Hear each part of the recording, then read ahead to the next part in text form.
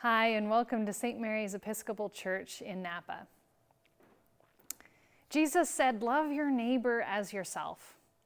He summed up all of the law, all of the commandments about how it is that we're supposed to live our life in two things: that we should love God with everything that we've got, and that we should love our neighbor as ourselves. But what does that mean to us? Right now in our country, we're so divided as we await the coming of the election, as we look at injustice in our communities, as we suffer from the pandemic, and in our communities from wildfires locally. All of this pressure and division puts so much strain and stress on us, and we look around, sometimes all we see is destruction and problems. What does it mean to love your neighbor as yourself in the midst of that? Jesus also lived in an incredibly divided and difficult time. The people of Israel at the time of Jesus were divided about how to respond to the Roman occupation. They were being killed and oppressed and tortured. Some of them chose a way of working with Rome in order to save the temple, and yet they ultimately failed. And others in their group would blame those that were working with Rome, and there was fighting and arguments and divisions. Jesus spoke to the people with these words, love your neighbor as yourself. When they asked Jesus who their neighbor was, he told the parable of the Good Samaritan. You'll remember in that story, the neighbor is the one who shows the man mercy. The Samaritan, the one who they are taught to despise, who is the one who's supposed to be the most different from them, who they can't even talk to, let alone touch or be in relationship with.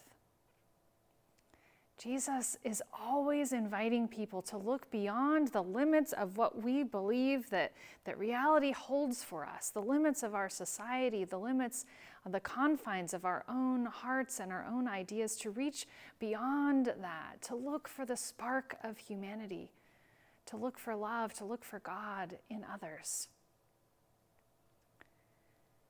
Who is your neighbor? The person who's the most different from you, who you think is the most different from you? But I think it doesn't just end there. We know that the earth belongs to God, the earth and everything that's in it. As humans, we often think of ourselves as a part or separate from creation, but really, we're part of it. We are created beings with all other life and living things. And as a part of creation, then isn't our neighbor not just our human neighbor, but also the earth itself and all living things?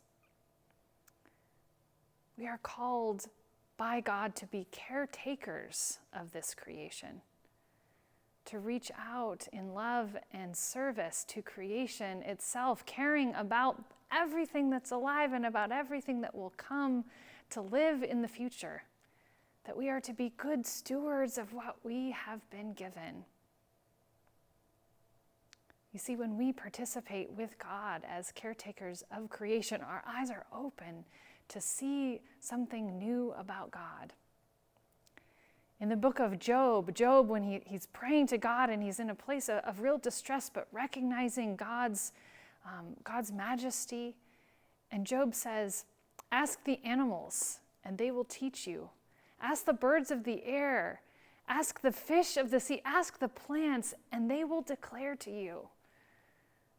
What among these does not know what the hand of the Lord has done? You see, we can learn from creation.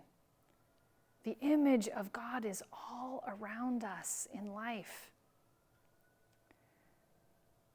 I'm a farmer, and so as a farmer, I learned through my life to have a real close connection with the earth and with creation.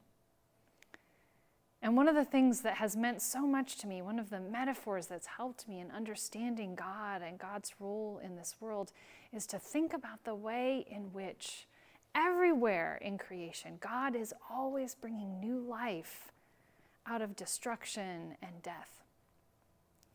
We can look to the very universe itself, the fact that it's expanding, and scientists believe it will contract again on itself and expand again. that stars and solar systems do the same thing, that matter comes together to form new systems, perhaps even new places where life exists and then is destroyed as it explodes, and then that stardust can form new stars and new galaxies, perhaps new planets, new homes for life. And in our experience in this world, we see it.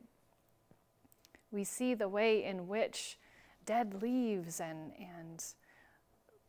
things that we throw in a compost pile can become new and rich soil.